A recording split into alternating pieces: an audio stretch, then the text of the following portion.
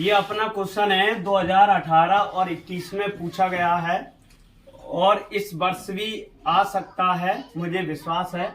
लेकिन इस क्वेश्चन को हल करने के लिए सबसे पहले आप क्या करेंगे, क्वेश्चन को अच्छे से रीडिंग कर ले, है ना, पढ़ ले अच्छे से। तो आपके पास क्या है, 2, 3 और 6 ओम के प्रतिरोधों को किस प्रकार जोड़ें। ये क्या कह रहे हैं, 2, 3 और 6 ओम के प्रतिरोधों को किस प्रकार जोड़ें कि तुल्य प्रतिरोध 4 ओम हो जाए। मतलब हम इनको किस प्रकार जोड़ेंगे कि इनका आंसर कितना आ जाए, 4 ओम आ जाए, है ना। तो संयोजन का एक चित्र भी बनाइए।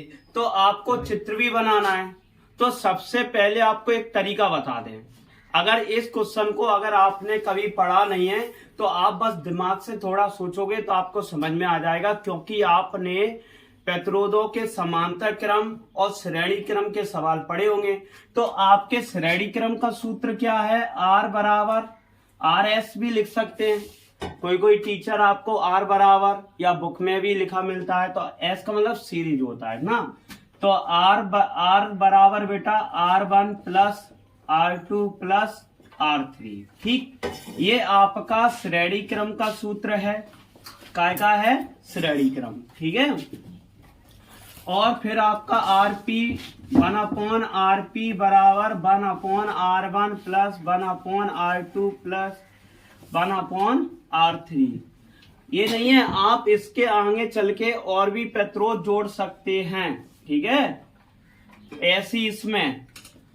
तो ये अपना समांतर क्रम का है। ये कौन सा है, समांतर। अब क्वेश्चन में ये कह रहा है कि हम 3 आपको प्रतिरोध दिए हैं, इनको आप चाहे श्रेणी क्रम में जोड़ो चाहे समांतर क्रम में जोड़ो, आंसर कितना आना चाहिए, 4 आना चाहिए। कितना आना चाहिए, 4। तो 4 आंसर लाने के लिए अगर आपको ये चीजें पढ़ी हैं तो आपको एक बार बता देते हैं कि इनका आंसर आएगा कि नहीं, है ना। फिर हम आपको सही तरीके से बताएंगे। तो पहले हम यही चलते। तो मान लो आपने इसको अगर डायरेक्ट रखो, RS लगाओगे, अगर R1 हमने 2 मान लिया तो 2 और R2 बराबर 3 मान लिया और R3 बराबर कितना मान लिया हमने, 6। अगर इनको हम जोड़ेंगे तो कितना आएगा, तो 2 और 3 कितने होते हैं, 5 और 5 और 6 कितने हो गए, 11। तो ये आपका 11 ओम आया क्या, नहीं आया। तो इसका अर्थ है कि हम श्रेणी क्रम में ऐसे नहीं जोड़ पाएंगे तीनों प्रतिरोधों को, ठीक।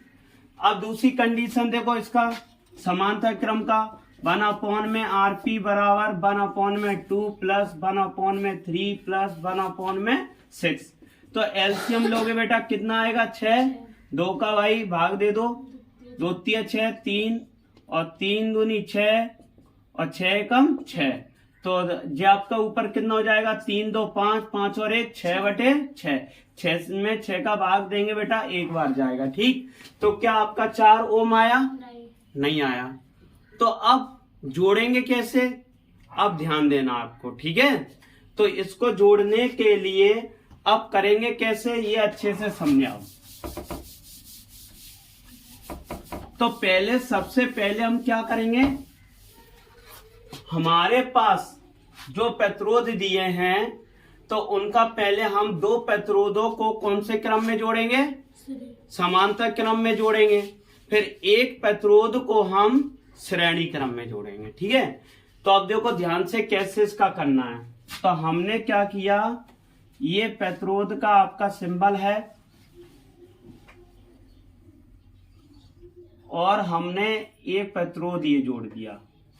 तो यहां हमने बिंदु A और यहां बिंदु B और यहां बिंदु C। अब बात आती है कि सर हमने यहाँ 2 जोड़ लिया, यहाँ 3 जोड़ लिया, यहाँ 6 जोड़ लिया। चलो हम एक बार इसको भी करके देख लेते हैं कि हमारा आंसर आएगा कि नहीं, है ना। अगर मैंने 2 और 3 प्रतिरोध, मतलब 2 ओम और 3 ओम के जो प्रतिरोध हैं, इन दोनों को हमने कौन से क्रम में जोड़ा है, समांतर क्रम में जोड़ा है। कौन से क्रम में जोड़ा है, समांतर क्रम में। अब क्या करेंगे, तो समांतर क्रम का डायरेक्ट सूत्र लगाते हैं। तो देखो भाई आपका क्या आएगा, 1/2 प्लस 1/3। तो आपका एलसीएम कितना आएगा बेटा, 6। 2 का भाग 2 3 और 3 दूनी 6, तो 2 5/6 आ गया। ठीक, अब मान के चलो ये कौन से क्रम में जुड़ा था, ये आपका श्रेणी क्रम में, तो इन दोनों का हमने समांतर क्रम निकाल के ये मान आ गया। फिर इसके मान को और इसको दोनों को श्रेणी क्रम में जोड़ेंगे तो क्या 5/6 प्लस और आपका कितना बचा 6, तो क्या आएगा, इसके बटे में 1 मान लेते हैं और यहाँ आपका JRS चलेगा बेटा, एलसीएम 6, तो ऐसे आंसर आपका 4 नहीं आने वाला। ठीक है, तो अब क्या करेंगे, अब नेक्स्ट कंडीशन देखें। सारे कंडीशन को अच्छे से समझें, रटने की जरूरत नहीं है। अगर आप भूल जाएं तो आप एक सिचुएशन से इस तरीके से आप निकाल सकते हैं कि इस क्वेश्चन को हम कैसे हल करें। ठीक, तो इस तरीके से नहीं आएगा। अब मैं क्या करता हूं, यहां से 2 हटाता हूं। ठीक है, तो यहां से 6 हटा दिया, यहां हम 3 जोड़ देते हैं और नीचे हम 6 जोड़ देते हैं और यहां हम 2 जोड़ देते हैं। ठीक है, अब देखो करते हैं। तो हमने लिख दिया है, हमारे पास दिया है R1 बराबर 2 ओम, R2 बराबर 3 ओम और R3 बराबर बेटा कितना 6 ओम। इतना तो हम कर सकते हैं। अब ये दोनों आपके कौन से क्रम में जुड़े हैं, समांतर क्रम में, तो हम समांतर क्रम का फॉर्मूला लगाएंगे, है ना। ठीक है, कौन से क्रम से, समांतर क्रम से। समांतर क्रम को हम पार्श्व क्रम भी कहते हैं, ये ध्यान रखना, कभी कभी क्वेश्चन में ये भी लिख के आता है।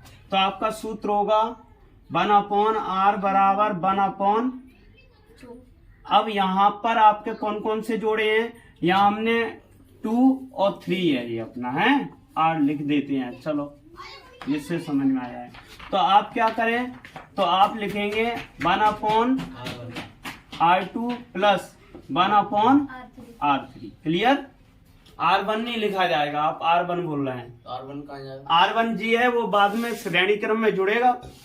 ठीक, मान रखेंगे R2 का मान कितना है बेटा 3, R3 का मान कितना है 6, एलसीएम ले लो फटाफट, कितना आ गया 6, 3 का भाग 2 कितनी बार गया, और इसमें 2 कितना गया, 1 बार, 6 कम 6। तो आपका जोड़ने के बाद कितना आ गया, 1/r बराबर कितना आ गया 3/6। हमें r का मान निकालना है, तो r को ऊपर ले जाएंगे हर के स्थान पे, तो अंश के स्थान पे ले जाएं तो इधर भी संख्या बदल जाएगी। ठीक है, तो आपका आ जाएगा r बराबर 6/3, 3 का भाग दे दो 2, तो आपका कितना आ गया 2 हो गया।